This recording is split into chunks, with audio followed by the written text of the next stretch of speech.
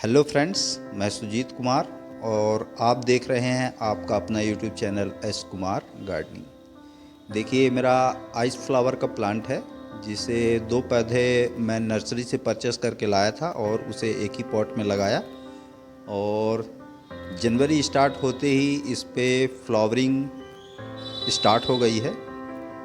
और इसके पौधे जो हैं वो कई कलर में आते हैं, लाल, पीले, सफ़ेद और अलग अलग कलर्स में आते हैं। फ़िलहाल मेरे पास तो एक ही कलर का पौधा है और इसे मैंने पहली बार अपनी गार्डन में लगाया है।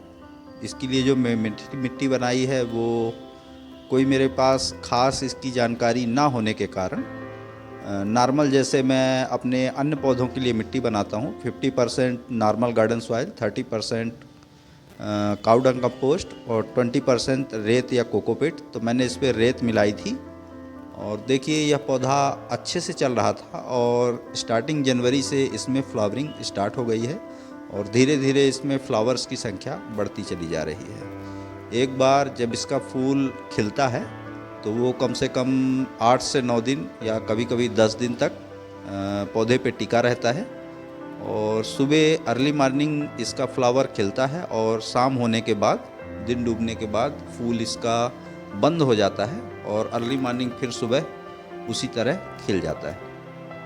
तो विंटर में आप बहुत से फ्लावर प्लांट्स अपने गार्डन में लगाते हैं, तो आइस प्लांट को भी मैंने इस साल अपने गार्डन के लिए शामिल किया है और नेक्स्ट ईयर मैं इसके भी सीड कलेक्ट करूँगा तो उसका भी अपडेट आपके साथ साझा करूँगा।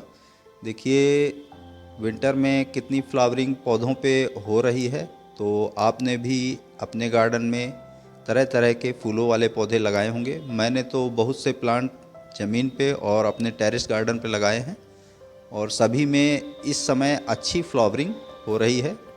गार्डन बिल्कुल देखने लायक रहता है। तो आज चूँकि हमारा यह पौधा जब से मैंने लगाया है तो इसे किसी भी तरह का फर्टिलाइज़र्स नहीं दिया और सिर्फ वाटरिंग ही की है इसकी। लगभग 2 से 3 दिन में एक बार मैं इसे पानी देता था और उसी से यह पौधा अच्छी तरह चलता गया।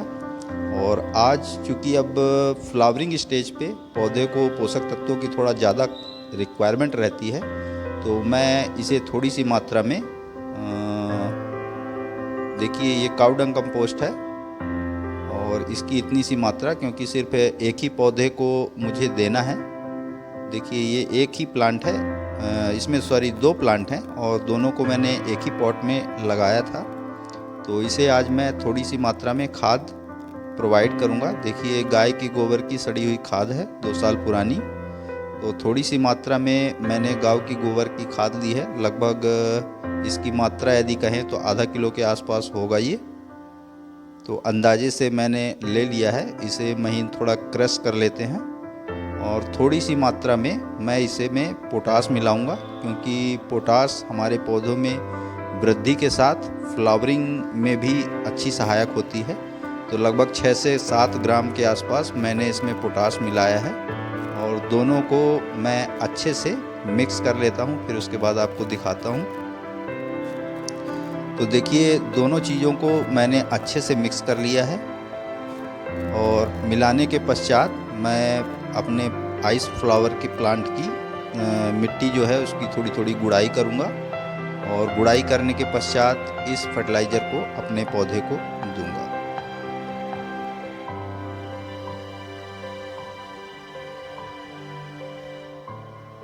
तो देखिए मैंने दोनों चीज़ों को काऊ डंग कंपोस्ट और पोटाश अपने पौधे के हिसाब से मिला लिया है और अब मैं इस पौधे की ये चारों तरफ से हल्का हल्की गुड़ाई करूँगा। इसका पौधा असल में बिल्कुल नाजुक सा होता है, तो थोड़ा ध्यान दे के आपको यह काम करना है। और जैसा कि आइस फ्लावर नाम है इस पौधे का, तो इसकी पत्तियों में छोटे छोटे क्रिस्टल्स से होते हैं। यदि ध्यान से देखिए तो ऐसा लगता है जैसे इस पे बर्फ़ पड़ी हुई हो, मगर असल में वो बर्फ़ नहीं होती, वो पौधे का ही एक रोंवा या कुछ भी कह सकते हैं आप। तो देखिए जो मिक्स हमने बनाया है अपना फर्टिलाइज़र, उसको हम पौधे के चारों तरफ से इसके पौधे को हल्का हल्का उठा के और पौधे के चारों तरफ से डाल देंगे। और डालने के पश्चात मिट्टी में इसे हल्के से खुरपी या जिस भी गार्डनिंग टूल का आप उपयोग करते हैं उसकी सहायता से आपको इसे मिट्टी में अच्छे से मिला देना है। और यदि वाटरिंग आपने पौधे पे रोज़ 2 रोज़ पहले की है तो मिट्टी आपकी थोड़ी सी भुरभुरी हो गई होगी, तो उस स्टेज पे ही आप फर्टिलाइज़र का उपयोग करें। और खाद देने के बाद फर्स्ट टाइम जब पहली बार आप उसे पानी दें तो बहुत कम मात्रा में दें, लगभग इतना पानी ही आप अपने पौधे को दें ताकि वह आपके गमले से निकल के बाहर ना जाए। क्योंकि जो फर्टिलाइज़र्स आपने अपने पौधे पे अप्लाई किए हैं उसमें से कुछ केमिकल फर्टिलाइज़र्स भी हैं, तो वो बह के बाहर ना जाएं और उसका पूरा फ़ायदा आपके पौधे को मिले। तो इसलिए मैंने ऐसा कहा कि पानी की मात्रा आपको इतनी ही करनी है ताकि आपकी मिट्टी जो है वो पूरी तरह से मॉइस्ट हो जाए।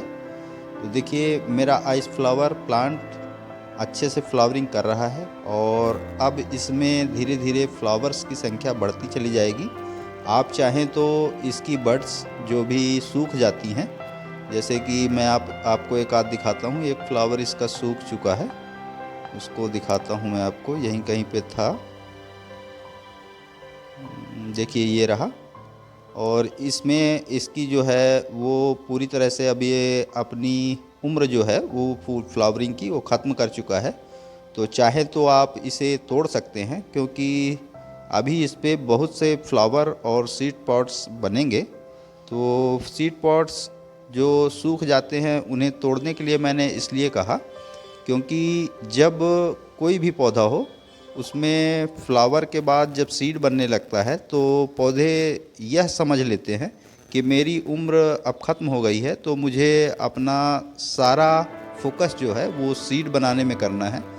तो चूँकि आपको अभी अपने पौधे से लंबी समय तक फ्लावरिंग लेनी है, तो मेरी सलाह यही है कि चाहे कोई भी फ्लावरिंग प्लांट हो, उसके सीड पॉट को सूखने के बाद जैसे ही उसमें अब फ्लावर मुरझा गया हो तो उसे तोड़ देना चाहिए।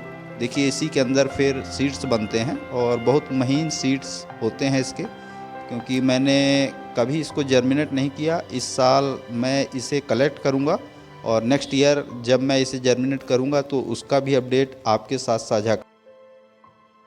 तो आशा करता हूं आइस फ्लावर प्लांट के विषय में दी गई है जानकारी आपको अच्छी लगी होगी। अच्छी लगी तो लाइक करिए, कमेंट करिए, अपने गार्डनिंग लविंग दोस्तों के साथ शेयर करिए।